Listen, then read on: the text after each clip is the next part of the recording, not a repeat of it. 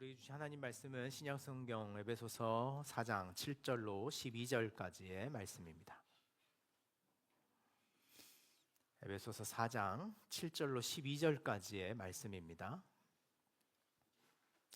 이것은 하나님의 말씀입니다.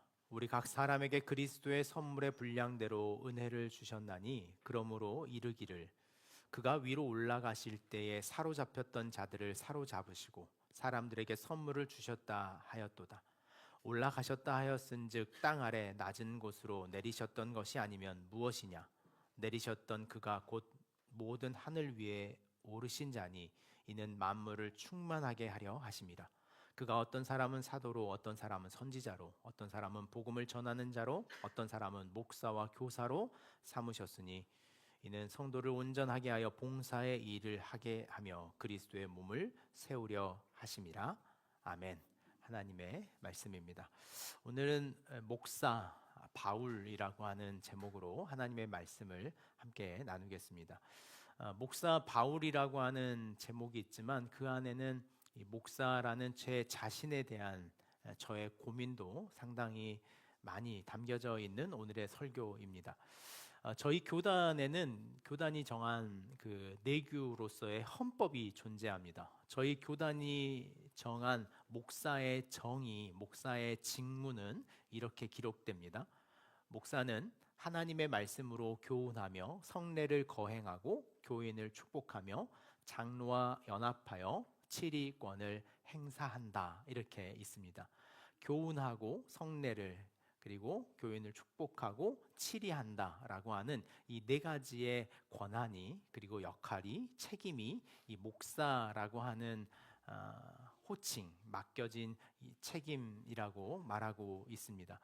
근데 제가 아무리 읽어봐도 이건 좀 모호합니다. 그 말씀으로 교훈한다는 것 그리고 성례를 거행한다는 것 이런 것보다 조금 더 우리가 이해할 수 있는 목사의 정의가 없을까라고 생각하다가 이 스캇 맥나이트라는 분의 이 목회자 바울이라고 하는 책을 제가 좀 최근에 읽게 됐습니다.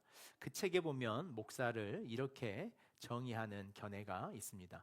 목사란 그리스도를 본받는 삶의 문화를 만드는 자다 이렇게 이야기합니다. 앞서 이야기했던 교훈하고 또 성례를 거행하고 축복하고 치리한다라는 것보다는 저에게 있어서는 그리스도를 본받는 삶의 문화를 만드는 자라는 이 목사의 정의가 조금 더 제 마음에 와닿고 또 제가 하고자 하는 목회자의 걸음과 일치한다는 생각을 갖게 됩니다. 그리스도를 본받는 문화를 만들어 가는 자. 그런 측면에 있어서는 꽤나 무거운 이야기인지 모르겠지만 그래도 그 문화를 조금이라도 개척하는 마음의 의지와 지향점에 있어서는 이 스캇 맥나이트 목사님의 표현이 조금 더 저에게는 감동이었습니다. 지난주에 여러분들에게 광고 드리고 말씀드렸던 것처럼 서울 영락교회에서 아데폰테스라고 하는 아데폰테스는 근원이라는 언어거든요. 근본이라는 단어입니다. 이 아데폰테스 모임에 참석했습니다. 한 200여 명 되는 전부 다 목사들만 모이는 곳이었습니다. 거기에는 여러분 아시는지 저에게 있어서는 예민한 주제인데 여러분들에게는 잘 모르겠지만 이 한국에서 영락교회라고 하는 교회는 한국교회 특별히 저희 교단 장로교회 굉장히 장자와 같은 교회입니다. 한때는 2만 명이 넘는 교세를 자랑했던 교회고 그 영락교회는 그때 당시에 그 대리석 돌로 쌓아서 만들어 놓은 예배당이 지금 가도 웅장하고 영락교회에서 결혼식을 하기 위해서요 경쟁률이 한 20대 1 정도 된답니다. 그래서 장로도 누구도 상관없이 모두 제비를 뽑아서 제비에 뽑힌 사람만 영락교회에서 결혼식을 할 수 있을 정도로 이 굉장히 그 고전적인 이 전통을 또 외면에서 볼 수 있는 그런 교회입니다. 그곳을 섬기는 목사님과 그 바로 저 앞 테이블에 앉아서 이렇게 식사를 하는 자리가 좀 있었습니다. 제 마음이 조금은 위축되는 경향이 있어요. 시골에서 올라왔고 또 교세도 그렇고 어떤 장자교회 그리고 바로 옆에 앉았던 분 저랑 나이가 같은데 이 안산제일교회라는 곳을 섬기는데 여러분 잘 모르시죠? 예전에 그 한국교회 고훈 목사님이라는 분이 계셨는데 그 목사님이 섬기셨던 교회인데 거긴 교세가 10,000명이 조금 넘어요. 근데 저하고 나이는 같은 목사님이에요. 그래서 그 목사님하고 이렇게 몇몇 분이 앉아서 밥을 먹는데 이 목사들의 모임이란 대체 뭘까 이런 생각을 거기서 참 많이 했습니다. 어떤 격차도 좀 있고 차이도 있고 차별점도 있고 지향점도 좀 다른 것 같고 음식을 먹는 것도 좀 다른 것 같았어요. 그날 점심으로 갈비탕을 저희가 다 먹었는데 제가 그러면서 또 한 가지 발견한 것은 먹는 것 앞에서는 거의 그 높낮이가 없다. 그 갈비를 막 손으로 들고 뜯어먹는 모습에 모두가 거기선 평등하구나 이런 생각을 했습니다. 주제가 돌봄 사회, 돌봄 목회라고 하는 주제로 오늘 우리 시대가 얼마나 서로를 돌봐야 하는 지점에 있는가라고 하는 각 그 교회 안에서의 고민들을 나누는 시간이었습니다. 제가 매년 5년 이 모임을 계속 참석하고 있는데요. 이 모임을 계속 참석하는 이유 중에 하나가 뭐냐면 목회 데이터 연구소라고 하는 곳에서 항상 그 내년도 목회 그리고 내년도 교회와 한국 교회를 미리 내다볼 수 있는 이 한국 교회 트렌드를 제시하는 프로그램이 이 안에 있습니다. 그래서 제가 이 프로그램을 좀 직접 지용군 대표로부터 듣고자 하는 마음에 자리에 참석해. 이번에도 한국교회 트렌드 2025라고 하는 책으로 이 지용군 대표가 와서 여러 가지 좀 이야기를 나눴습니다. 10가지 키워드를 항상 선정을 하는데요. 이 10가지 키워드 이제 보이십니까? 유반젤리즘이라고 하는 키워드가 첫 번째 키워드입니다. 유반젤리즘이라고 하는 건요. 이 복음이라고 하는 에반젤리즘에 유튜브라고 하는 단어를 연결해서 만든 신조어입니다. 유반젤리즘. 그래서 이제 한국 교회의 복음의 전파율은 교회가 아니라 유튜브가 훨씬 더 활발하고 그리고 강력하다는 것이 통계 자표에 나와 있습니다. 그래서 대부분의 사람들이 어디에서 자신의 신앙을 성장시키고 또 유익한 정보를 얻습니까? 라고 하는 설문 데이터에 대부분이 유튜브라고 답하는 시대가 되고 말았다는 거예요. 그래서 이 유튜브 문화를 정복하지 않으면 앞으로의 교회 그리고 복음을 전하는 일은 이제 굉장히 어려워질 수 있다라고 하는 이야기가 첫 번째 화두였습니다. 멘탈 케어 커뮤니티라고 하는 것은 그 코로나 지점을 겪어온 한국 교회에 대한 진단이었어요. 코로나 시기에 성장한 교회들이 좀 있었습니다. 반대로 굉장히 약해진 교회들이 있었는데 코로나 시기에 성장할 수 있었던 교회의 특징이 뭐냐면 소그룹이 살아있는 교회는 코로나 시기를 버티고 성장한 교회인데 그 소그룹이 없는 교회들은 모두 무너졌다는 거예요. 심지어 소그룹이 없는 교회는 한 60% 정도까지 교인 수가 감소한 교회들의 데이터들이 막 있었어요. 그럼 제가 좀 이런 이 안도의 마음이 있어요. 우리가 견딜 수 있었던 것은 우리 교회가 가지고 있는 든든한 이 소그룹 순장님들의 역할이었구나. 그러면서 이 강의 내내 소그룹의 강조점, 그 소그룹이 서로를 돌볼 수 있는 돌봄의 공동체가 되어야 된다라고 하는 이야기들을 굉장히 많이 했습니다. 이 포텐셜 레이어티라고 하는 것은요, 이제는 한국 교회가 신학생 배출이 현격하게 떨어지는 지점에 서고 말았습니다.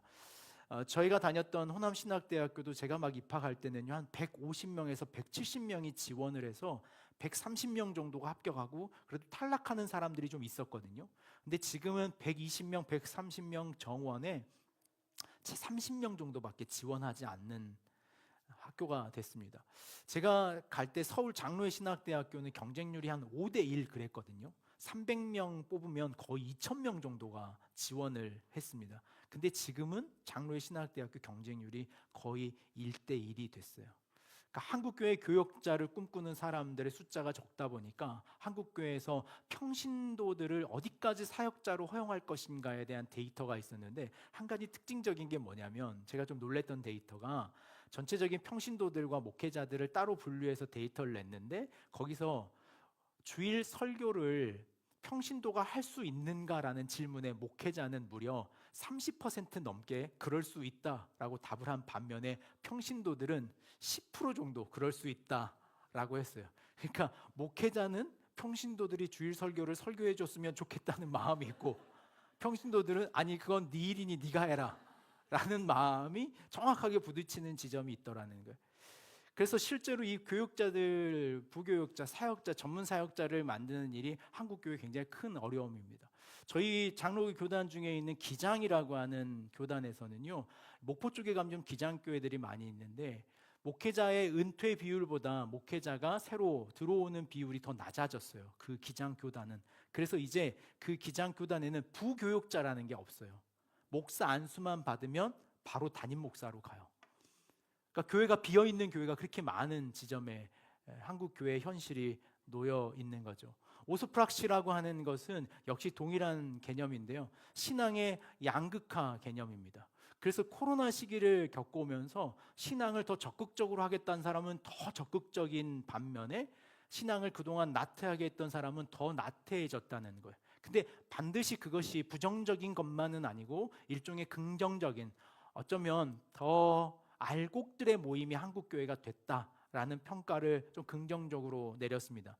패밀리 크리스천이라고 하는 화두는 오래전부터 있었던 화두인데요, 이게 극명하게 좀 명확해졌습니다. 어떤 개념이냐면요, 한국교회에서 지금 남아있는 청년들의 89%가 부모로부터 신앙을 물려받은 청년들만 남아있고, 이제 자신의 신앙으로 시작하는 청년들은 전체 11%밖에 안 된다는 거예요. 그들의 어떤 신앙적 형태를 봤어요. 그래서 청년들 중에 11조를 하는 청년들의 비율, 교회 다니는 청년들 중에 11조를 하는 청년들의 비율을 데이터했더니 그 안에 부모가 11조를 하고 있는 그 가정에서 성장한 아이들만 청년이 돼서도 헌금과 주일 성수에 대한 자기 신앙을 시작하더라는 거예요.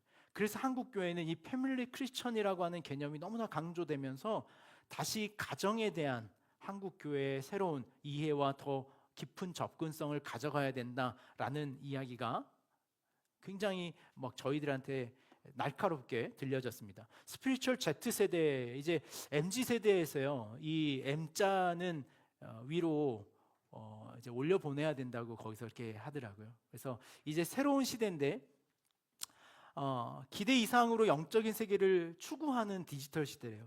그래서 훨씬 더 신비주의에 빠질 확률이 많답니다.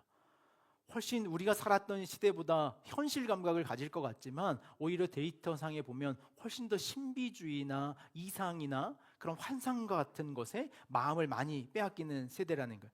싱글 프렌들리 처치는 한국 교회뿐만 아니라 모든 전 사회가 이제는 40대가 넘어간 싱글들을 교회가 어떻게 함께 다루어 갈 것인가라는 거예요. 청년 그룹에 보내려고 해도 안 가고, 그리고 장년 그룹에 올라가라 그래도 가지 않는 그 중간의 영역의 퍼센테이지가 이제 전체 데이터의 27%가 넘었다는 거예요. 전체 교인 중에. 그러니까 너무나 큰 교회 비율이 거기에 있는데 그 세대에 특화된 영적인 케어를 어떻게 해야 할 것인가, 좀 우리도 조금 직면하고 있는 이야기가 아닌가라는 생각을 하게 됩니다. 시니어 미니스트리라고 하는 것은 이제 노년 사회의 성도들에 대한 그 신앙적 동기부여가 너무나 필요하다는 거예요. 초고령 시대에 이제는, 예전에는 노인대학 같은 것으로 노인들을 돌보는 식의 교회가 됐다면 이제는 그들에게 사역을 위임해야 한다는 거예요. 그래서 이들이 교회 안에서 사역할 수 있도록, 그렇지 않았더니 다 뺏겼다는 거예요. 임영웅한테 다 뺏겼다는 거예요, 한국 교회 어르신들이. 그래서 예전에 교회 와서 찬양하고 은혜 받던 분들이 이제는 임영웅 콘서트에 잠실 주경기장을 다 채우는 분들이 다 본인들 교회 권사님들이라고 이렇게 이야기하시더라고요. 솔트리스 처치라고 하는 것은요, 이 다양한 한국 교회 안에서 사회적 역할에 있어서의 교회의 영향력은 아주 바닥에 떨어져 있다는 진단이 있었습니다. 그러니까 교회가 그 지역 안에서, 사회 안에서 어떤 도덕적이고 정의롭고 공적인 역할을 해야 한다는 책임을 다시 하는 거죠. 미션 비욘드 트래디션이라고 하는 것은요, 선교적 거점들이 돌아가고 있는데 이 선교적 거점이 지금 어디에 있냐면 아프리카 쪽에 지금 있답니다.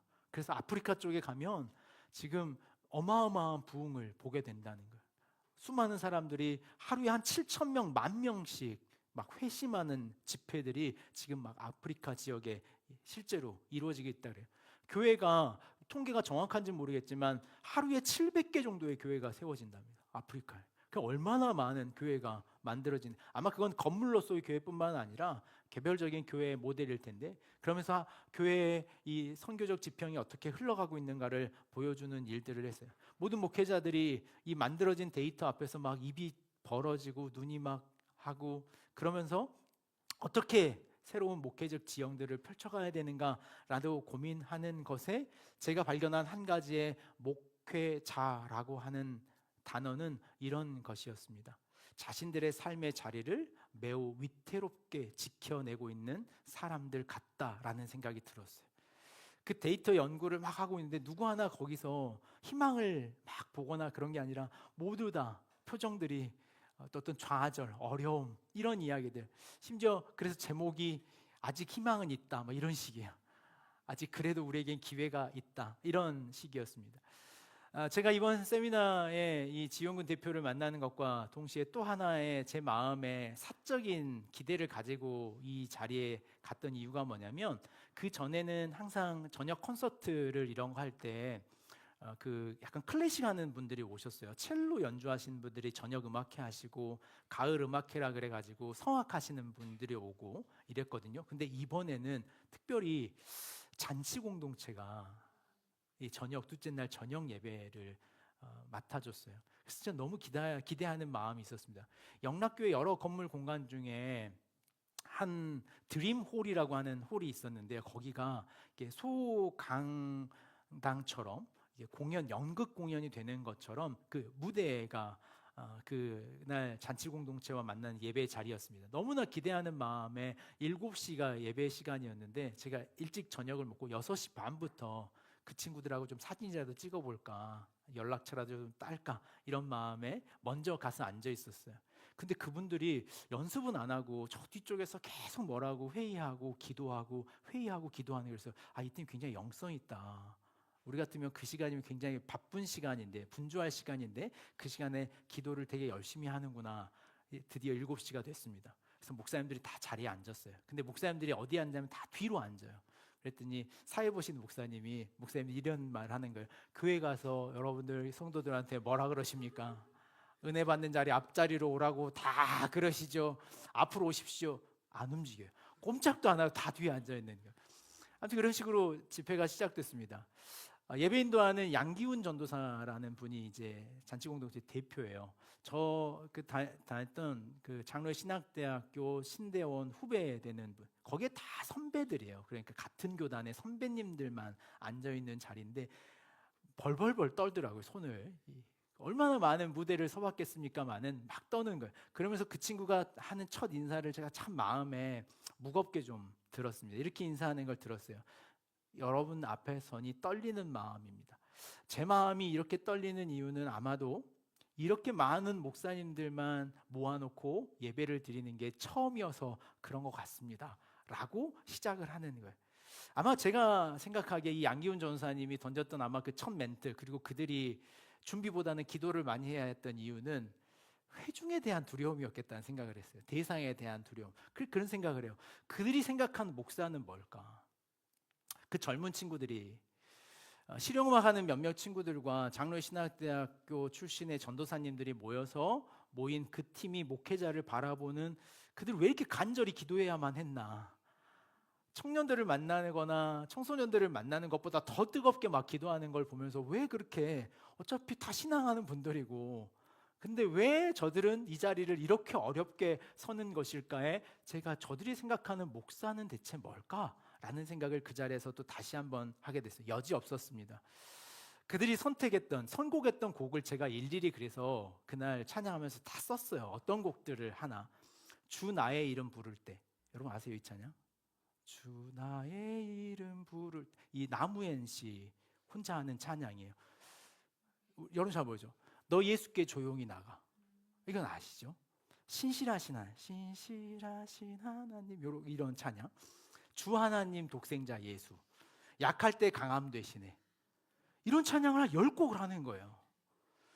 전 잔치 공동체 하나님의 빛, 다시 밤은 없겠고, 이런 찬양, 잔치 공동체 이런 메인 곡들을 듣고 싶었는데 그런 곡들을 하나도 안 하고, 약할 때 강함 되시네, 순종, 부르심, 이런 찬양을 12곡을 계속 하는.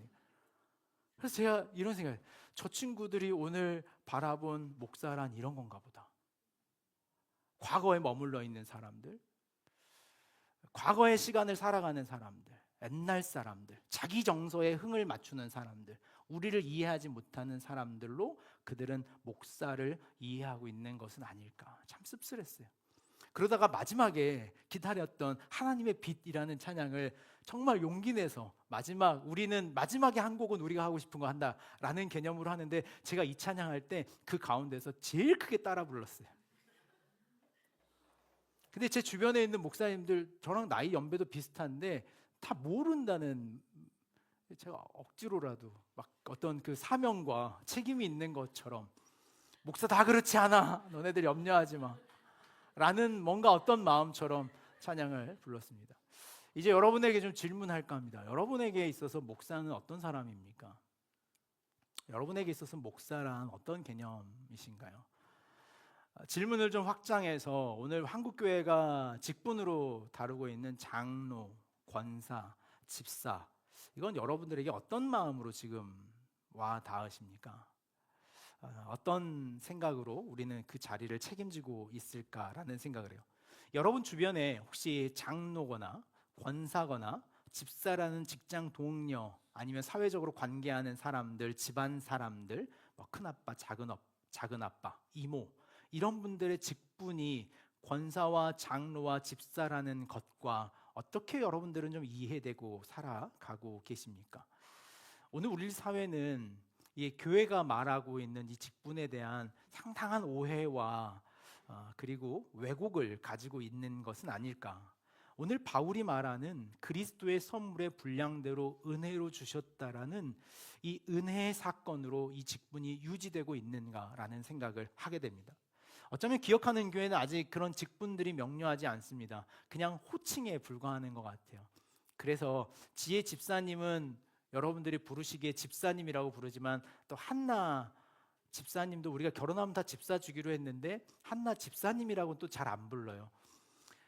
우리에게 있어서 집사라는 직분은 그냥 호칭에 불과하지만, 저희도 언젠가는 그 직분을 가져야 할 교회로서 오늘 우리는 이 이야기를 좀 깊게 다룰 이유가, 필요가 있겠습니다. 얼마 전에 한 인터넷 기사를 보고 마음이 좀 씁쓸했습니다. 어떤 기사였냐면요, 이 대구대학 사회학과 장례식이라고 하는 기사였습니다. 여러분 보셨습니까 혹시? 이 대구대학 이 경상도 지역에 있어서 사회학적인 지평을 끌고 가던 대표적인 학교였습니다. 이 학교의 사회학과가 내년도에 더 이상 입학생을 모집하지 않는다라는 결정을 내렸습니다. 그러면서 당시에 이 사회학과 출신의 동문들, 그리고 다니던 학생들이 장례식을 치렀어요. 한국 문화사에서 사회학과의 장례식, 이렇게.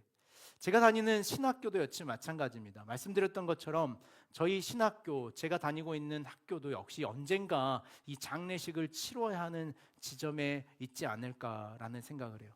목사라는 자리를 누구도 하고 싶지 않은 일이 되어버린 지점에 있어서의 목사란 대체 어떤 것일까라는 생각을 하게 됩니다.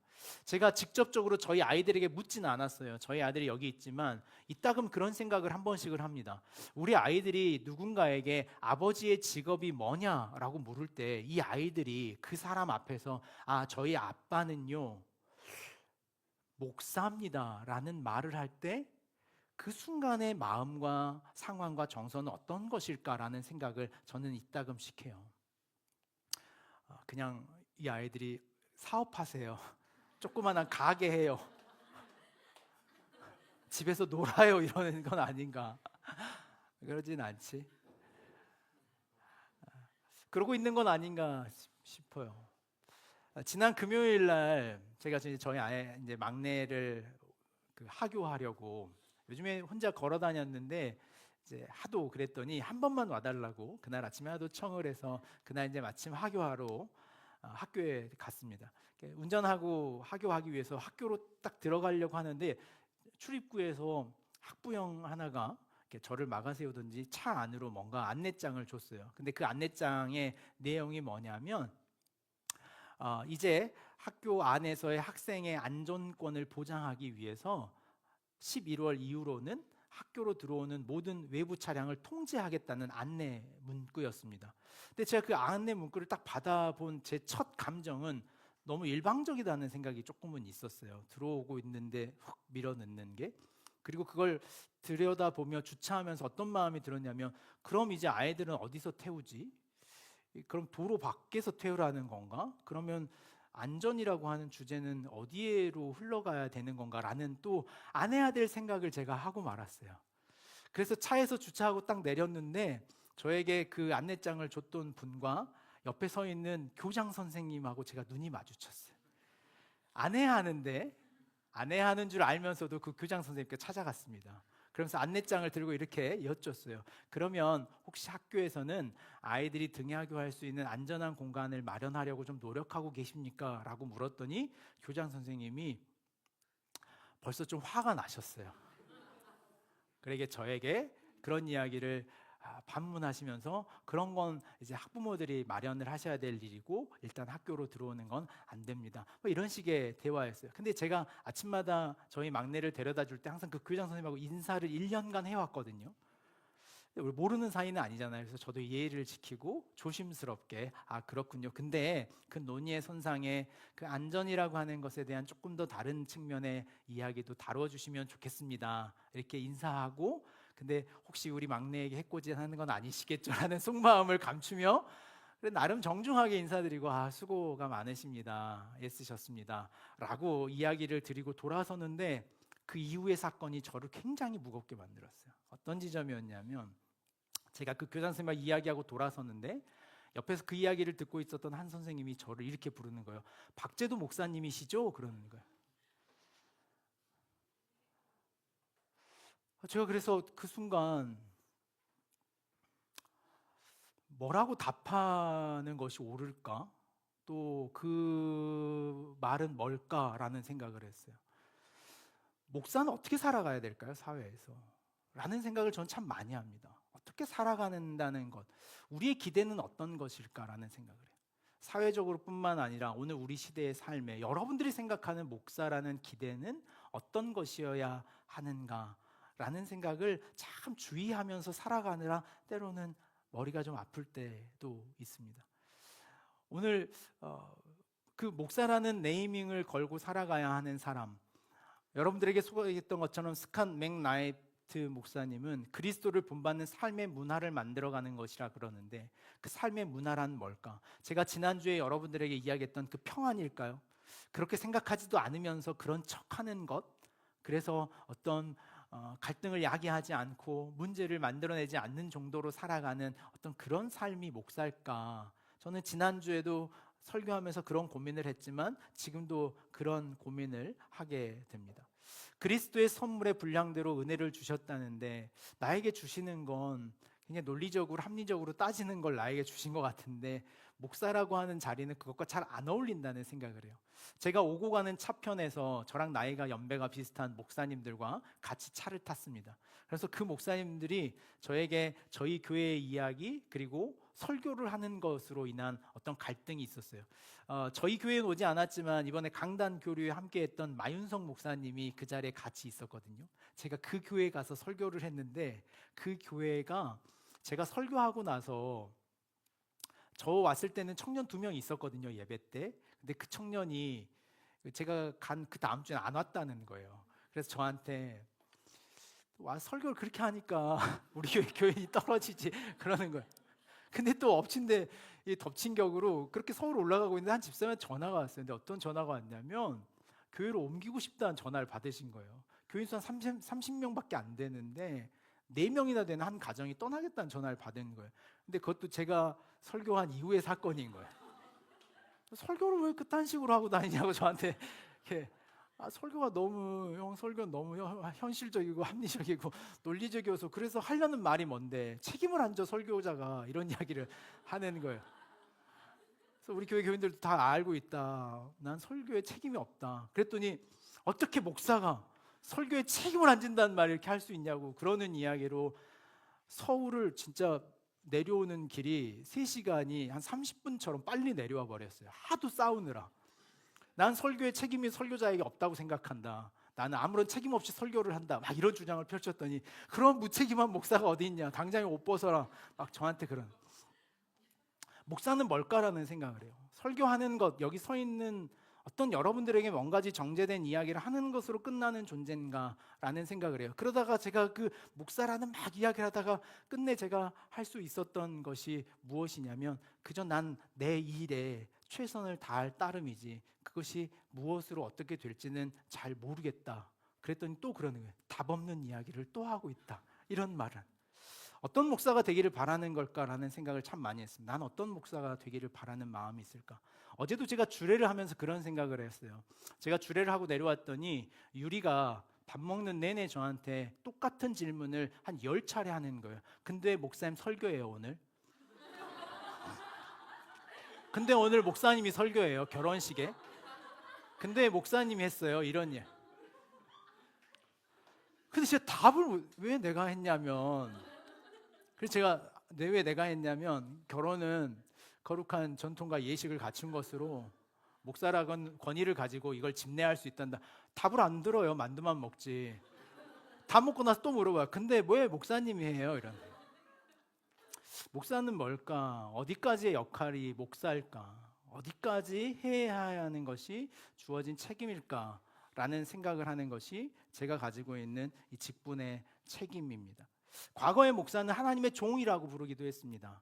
말씀의 사자, 제사장이라 그래서 그 목사님이 드시는 물, 그리고 목사님이 다니시는 길, 그리고 목사님이 주차하는 주차장은 교회가 비워놓고 이거 목사님 거야 라고 그 자리를 내어놓기도 했습니다.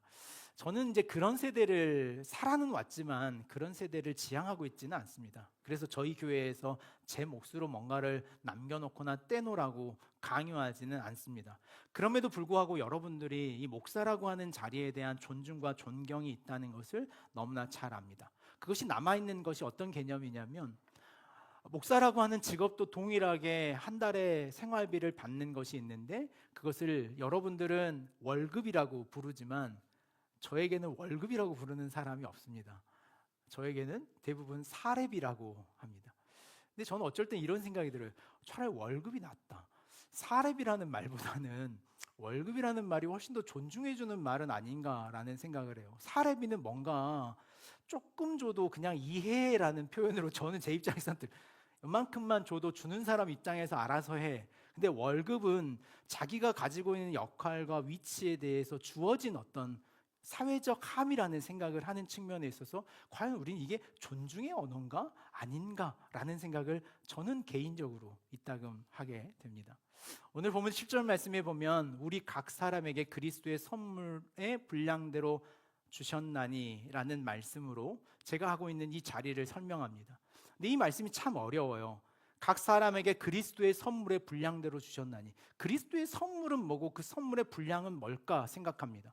선물의 분량이라는 것을 여러 가지 이해할 수 있지만 제가 생각하기로는 거기에요. 무엇이냐면 이 선물이라고 하는 것은 예수 그리스도가 주권을 가지고 그에게 많이 주거나 조금 주거나 하거나 할 수 있는 선택이 예수님께 있다는 개념으로서의 선물의 분량이라는 것 같아요. 이 이야기를 하고 나서 굉장히 어려운 말씀, 여러분들이 본문 읽으실 때 이게 쉽게 이해되셨습니까? 8절 말씀을 같이 한번 볼까요? 8절 말씀에 보면 그러므로 이르기를 그가 위로 올라가셨을 때 사로잡혔던 자들을 사로잡으시고 사람들에게 선물을 주셨다 하였도다. 시편 68편 18절에 있는 다윗의 시를 인용합니다. 이게 어떤 개념 같습니까? 위로 올라가실 때 사로잡혔던 자들을 사로잡으시고 사람들에게 선물을 주셨다. 이게 여러분들의 어떤 문해력으로 이게 주어 목적어가 분리되는 개념입니까? 누가 어디로 올라가고 올라가는 사람이 사로잡혔다는 건지 아니면 아래에 있는 사람을 사로잡아 올라가서 하늘에서 놨다는 건지 우리 이 개념 자체가 좀 어렵습니다. 바울이 인용하고 있는 이 시편 68편에 있는 시구는요, 전쟁에 승리한 승전가의 시입니다. 오늘 이 말씀을 좀 쉽게 설명하자면 이런 개념입니다. 여기에 등장하는 이 올라갈 때 사로잡았던 것들이라고 하는 것은요, 다윗이 전쟁 중에 그 정쟁을 통하여 얻어낸 노예와 토지와 곡물과 귀중품 같은 전리품들을 의미합니다.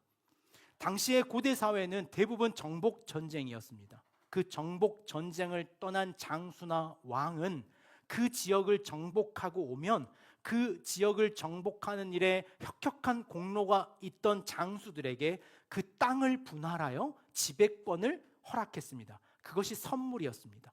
그리고 그 전쟁으로 인하여 얻어진 노예들은 자신들의 사회에서 그 전쟁에 참여한 만큼 그 승리의 전리품으로 그 노예를 나누는 것이 선물이었습니다. 재정도 마찬가지고 귀중품도 마찬가지였습니다. 오늘 이 말씀을 바울이 예수 그리스도의 승리에 빗대어 말하는 것은 여기에 있습니다.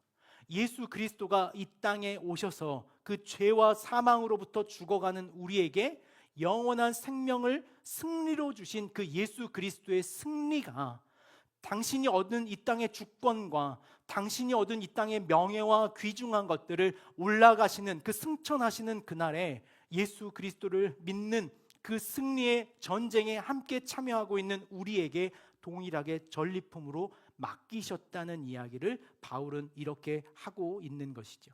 따라서 승리란 우리가 이루는 것이 아니라 예수 그리스도가 이루어 주신 승리를 우리의 삶에 맡겨 주셨다라는 책임으로 살아가는 것이 직분의 개념이라고 바울은 설명을 하고 있는 것이죠.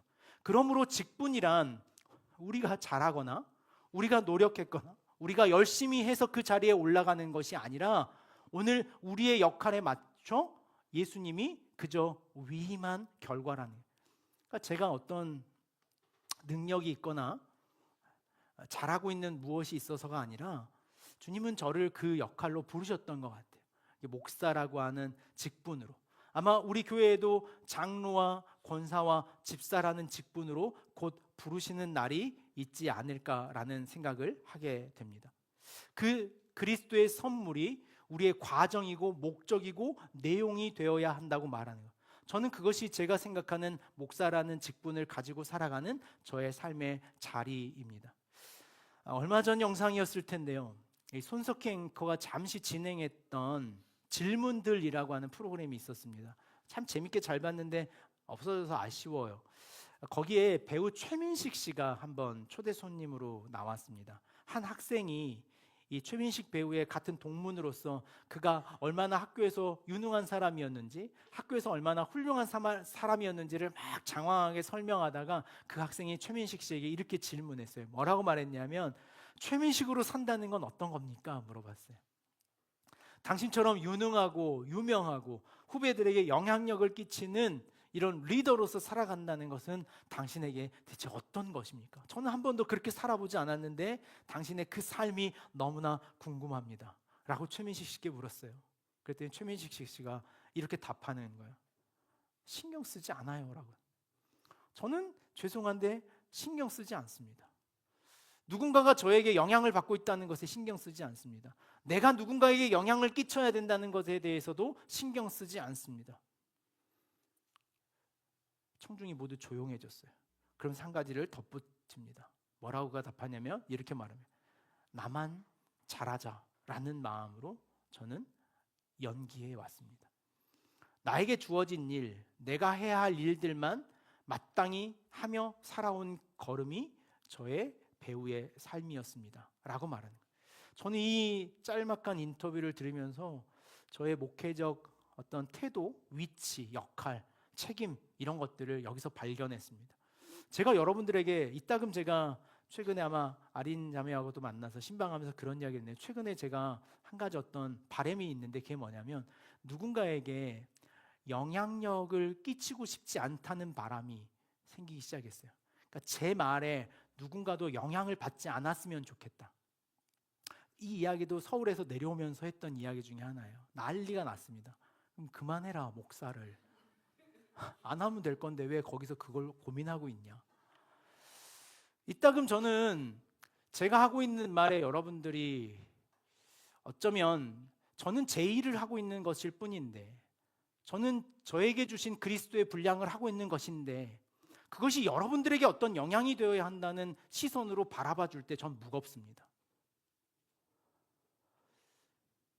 여러분들의 목사가 어떻게 해야 한다는 시선으로 여러분들의 지금의 머물러 있는, 멈춰 있는 그 자리를 대신하고 있는 것은 아닌가라는 생각을 해요. 우리 모두는 각자가 자신에게 주어진 예수 그리스도의 선물의 분량대로 우리는 우리의 연기를 하는 거예요. 각자가 각자의 삶을 살아가는 것이고 자신이 자신의 역할을 하는 거예요. 집사로, 장로로, 어떤 섬기는 이로, 순장으로, 리더로 서 있다면 우리는 그것이 누군가에게 어떤 영향을 끼쳐야 한다는, 아니 닭이 먼저인지 달걀이 먼저인지의 문제가 아니라 우리는 자신이 자신의 삶에 주어진 그리스도의 분량을 따라가는 그 일, 맡겨주신 그 일을 엄마로서, 아빠로서, 학생으로, 직장인으로서 그 삶의 자리를 지킨다면 우리는 어쩌면 우리 사회가 말하는 목사는, 장로는, 권사는, 집사는 이라고 하는 그 이야기를 다시 회복할 수 있는 길이 아닐까라는 생각을 하게 되는 것입니다.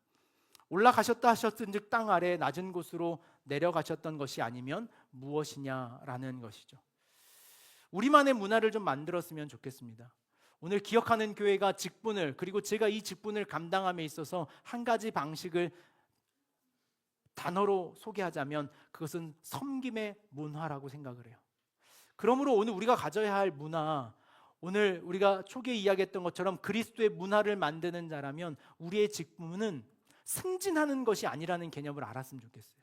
저희 막내가 이따금 저한테 어떤 교회 가서 누구를 좀 위력으로 아니면 뭘로 좀 혼내주라는 이야기를 할 때 특히 셋째를 혼내주라고 잘 하거든요. 아빠 언니 좀 때려줘 그러고 맨날 저를 불러요. 아빠 언니도 딸이야. 너도 아빠 딸이지만 언니도 내 딸이야 라고 말하면 이따금씩 뜬금없이 저한테 그래요. 근데 아빠 목사잖아 그래요. 이게 목사인 거하고 아빠인 거하고 무슨 상관이 있을까 모르겠지만 아마 이 아이에게 목사란 되게 뭔가 경찰이거나 뭐 관리직처럼 느껴지나 봐요. 장로가 돼도 권리직처럼, 우리 승진하는 것처럼 장로의 직분을 생각해요. 교회 안에서 열심히 하고 많이 헌금하고 많이 노력했더니 장로가 됐더라.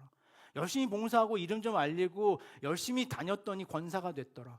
아니요, 이게 한국교회의 직분, 그리고 우리가 사회적으로 그 이야기를 함부로 다루지 못하는, 자랑이라고 말하지 못한 이유와 근거가 여기 있는 것 같아요. 장로란 더 섬기는 자여야 하고, 권사란 더 낮아지는 자여야 하고, 직분이라는 섬기는 자리의 직분이라고 하는 것을 우리는 다시 한번 알아야 돼요. 저희 교회에서는 이런 말이 앞으로 좀 사라졌으면 좋겠습니다. 혹시 누군가가 종종 우리 위원장님한테 나이만 차면 장로 하셔야죠 이런 농담들을 막 해요. 그럼 저희 교회는 적어도 아유 장로 그거 뭐라고 난 관심 없어 이런 식의 단어로 우리가 가져갈 그 고귀한 섬김의 직분을 폄훼하지 맙시다. 나중에 권사가 돼야지 나 권사 말만 들어도 막 짜증나요. 아니요, 그 고귀한 직분을 만들어야 할 책임이 우리에 있는 거예요. 그래요, 멋진 권사가 한번 돼보겠습니다. 멋진 섬기는 사람이 한번 돼보겠습니다. 오늘 그 직분을 좀 고민하는 교회로서 우리가 교회였으면 좋겠어요. 정말 섬기는 자리로서 우리가 정말 무너진 그 지점이 아니라 우리가 다시 세울 수 있다는 책임과 마음을 가지고 기억하는 교회 집사로 살아가는 여러분들이 어디에 가서든지 참 그 이름의 의미를 잘 세우는 자들이다 라는 말을 들을 수 있는 교회가 되었으면 좋겠습니다. 기도하겠습니다. 고마우신 주님, 기억하는 교회가 세우는 직분은 주어진 의미와 가치를 바로 새기며 기억하는 교회 되기를 간절히 원합니다. 오늘 우리의 교회는 여기에서부터 세워질 것입니다. 그리스도의 그 장성한 은혜의 분량으로 주시는 가치를 아는 교회, 그러므로 그것이 얼마나 우리에게 허락된 섬김의 귀한 자리인지를, 그 선물이 무엇인지를 기억하며 그 선물을 유지하고 지켜가는 마음으로서의 교회가 되는 저희들 되게 하여 주옵소서. 우리 주 예수님의 이름으로 기도하옵나이다. 아멘. 감사합니다. 몇 가지 광고 짧게 드리겠습니다. 오늘 수요 강단이 드디어 다 맞춰진 종강이 이제 됐습니다. 그래서 이번 주 수요일 날 하면 저희가 다윗 왕정 시대 그리고 예수 초대교회 이야기를 이렇게 한번 다 마무리하게 되는데요. 그동안 참석하셨던 분들 같이 하셔서 이번 주엔 좀 분량이 작습니다. 그래서 나눈 바 여러분들이 그 말씀 앞에 받았던 은혜들도 나누는 시간 됐으면 좋겠습니다. 오늘 오후 2시에 사역조정위원회가 2025년도 준비 모임으로 합니다.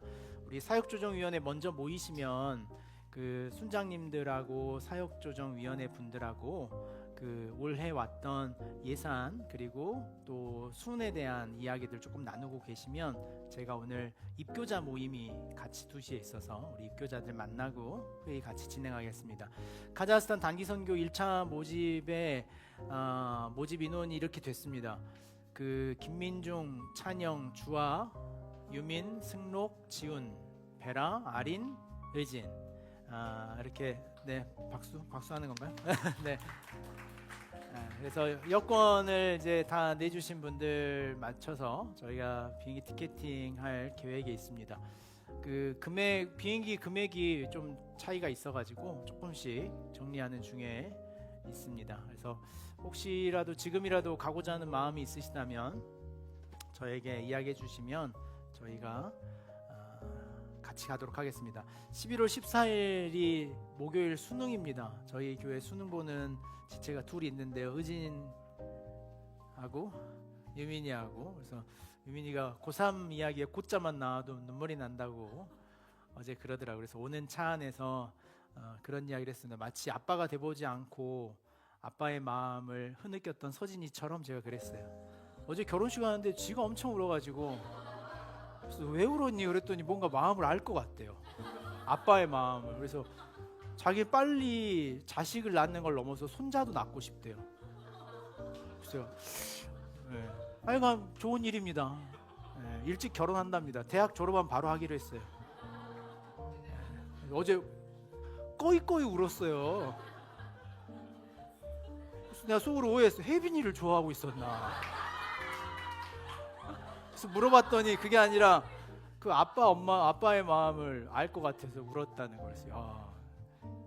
대단한 친구다, 멋있다 이런 생각을 했는데 각자의 삶의 자리를 책임져가는 이 다음 세대들 또 청년들이 있습니다. 의진이 이번 주에 또 이미 결과는 수시로 해서 이렇게 조대 입학은 이제 돼 있고 유민이도 이제 몇 군데 입학이 되어 있는데 그래도 수능의 자리는 역시나 무거운 것 같습니다. 잘 할 수 있도록 격려해 주시고 응원해 주셨으면 좋겠습니다. 이제 돌아오는 토요일에는 은지 결혼식이 있습니다. 다행히 오전 11시여서 참 다행입니다. 11월 16일 오전 11시 까사디 루체 3층에 있습니다. 우리 같이 오셔서 축하해 주시고 또 축복해 주셨으면 좋겠습니다. 역시 제가 주례하는데 어제 거랑 똑같이 똑같이 하려고 그랬는데 은지가 와가지고 또 써야 될 것 같아가지고 불편해요. 새로 써서 정성 다해서 가도록 하겠습니다. 오늘 입교 대상자 모임 있습니다. 여러분 입교 우리 명단 한번 정리해 주시면 2시에 식사 끝나고 2시 전이라도 되는 대로 빨리 모이도록 하겠습니다. 오늘은 우리 그 특별한 광고가 하나 있는데요. 그 이제 여러분들이 이제 다 같이 하면은 좀 불편해서 제가 광고를 좀 대신하겠습니다. 우리 명섭 형제가 지난번 그 수술이 있었는데 이번에 그 종양이 크게 세 덩어리로 지금 명섭이에게 있는데 그거보다 조금 더 큰 종양을 수술해야 된다는 그 판정이 있었는데 저희는 한 내년 초쯤에 할 걸로 예상했는데 병원 측에서 빨리 진행을 하자 그래서 돌아오는 목요일 날 이렇게 수술을 하게 됩니다. 그래서 아무래도 그 위험한 신경들이 많이 지나가는 지점이어서 수술의 경과뿐만 아니라 또 이후의 재활까지도 우리가 다 같이 좀 기도해야 할 부분인 것 같습니다. 그 신경 섬유종이라는 질환입니다. 1형과 2형이 있는데 그 피부 바깥쪽으로 나오는 게 1형이고 우리 명섭이는 2형인데 그 특징이 주로 이렇게 뇌 속에 많이 발현을 하는 질환인데 그래서 좀 균형을 잘 못 잡아요 명섭이가. 근데 그게 지금 그 종양이 누르고 있는 신경이 좀 그런 압박 그리고 최근에 이제 청력이 약화된 것들 이런 것들이 있는데 저기 뒤에 앉아 있는데 여전히 저를 보지 않고 휴대전화를 보고 있어요. 지지난주에 오셨던 목사님이 크게 오해하셨던 것 같더라고요. 요즘 청년들은 설교할 때 핸드폰만 보고 있다 그래서 내가 그런 꼰대 같은 소리를 하고 왔다고. 내가 원래 우리 애들은 다 핸드폰에 적고 하는데 혼을 내놨는데 서로 막 다녀와서 다 혼나고 막 있어요. 우리 명섭이가 앞으로 나와서 이렇게 인사하고 하는 게 좀 어색하고 또 그런 마음이 있습니다. 너무 슬픈 마음이지 않았으면 좋겠다는 생각으로 제가 이 자리를 책임지고 있습니다. 아니면 와라 그것이 모든 것일 것 같아서 그래서 저는 기대합니다. 오늘 아침부터 그리고 그 소식을 듣는 순간부터 기도하기로는 우리 공동체에 맡겨진 책임이라고 저는 생각을 해요. 그러니까 여러분 모두가 화요일 날 서울로 올라가 입원하고 수술의 경과가 나오는 동안에도 여러분들이 좀 계속 기도해 주셨으면 좋겠어요. 그래서 우리가 좀 기도가 끊이지 않게 한 사람 한 사람이 우리 명섭이를 위해 제가 기도하고 있습니다. 이런 기도가 서로에게 모두 잘 연결돼 하나님의 은혜를 그 고치시는 은혜를 함께 누릴 수 있는 교회가 되었으면 좋겠습니다. 오늘도 흩어져서 이렇게 같이 달력 만드는 작업을 할 텐데요. 추수감사주일 날 11월 17일입니다. 야외에서 저희가 예배를 드리거든요. 그래서 여러분들 일정을 오후 시간까지 한 4시 5시까지는 좀 시간을 비워 놓으시고 그날 추수감사주일 예배에 함께 하시면 좋겠습니다. 네, 우리 예은 자매나 이거 하나 있네요. 우리 예제르 집사님들이 명섭이 형제 가서 수술하는데 그 좀 경비를 후원하고 싶다 그래서 후원금을 좀 모았습니다. 그래서 나오라 그러면은 그러니까 제가 잘 전달을 하도록 하겠습니다.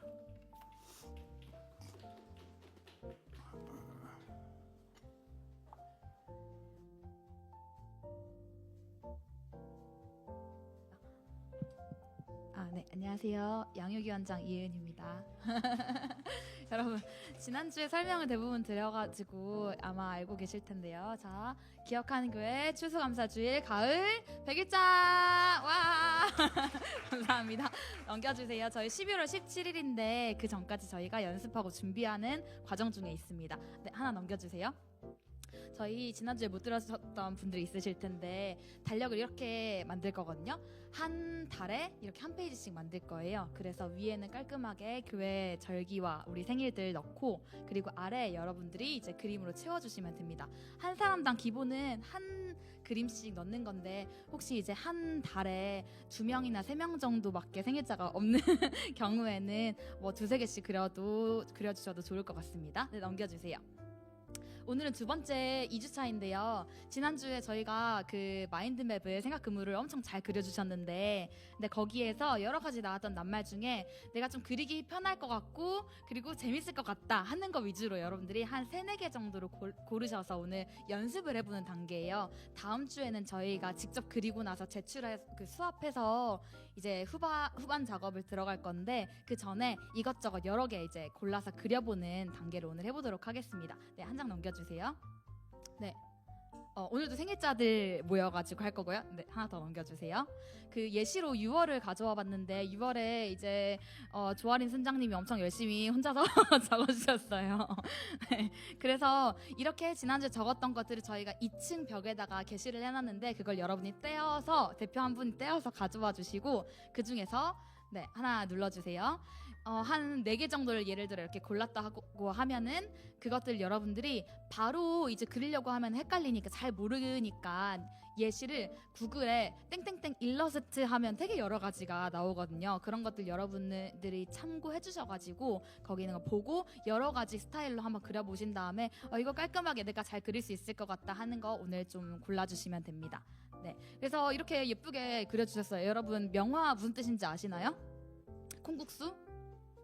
김명화 서리태 콩국수가 되게 맛있거든요. 그래서 6월부터는 게시를 하니까 시원한 콩국수를 먹을 수 있는 것에 조아린 순장님이 너무 감사한 마음을 담았습니다. 그래서 여기에 그림 이런 식으로 간단하게만 선 또렷하게 해주시면 되고 그 포인트가 되는 색깔들도 해주시면 되는데 저희가 이거를 나중에 다 후작업으로 딸 거예요. 선을 딸 거라서 사실 색깔을 그대로 저희가 가지고 오기는 조금 어렵기 때문에 여러분들이 그 지금은 컴퓨터용 사인펜만 드릴 건데 그걸로 여기 빨간색이면 빨간색, 뭐 여기는 초 이런 식으로만 표시해 주시면은 나중에 선 딸 때 그 색깔을 고르는 작업이 좀 줄어들 것 같습니다. 그렇게 해주시면 감사하겠고 이름을 꼭 적어주세요, 여러분. 나중에 달력 넘길 때 누가 그렸는지 알 수 있도록 이렇게 좀 멋있게 좀 해주시면 좋겠습니다.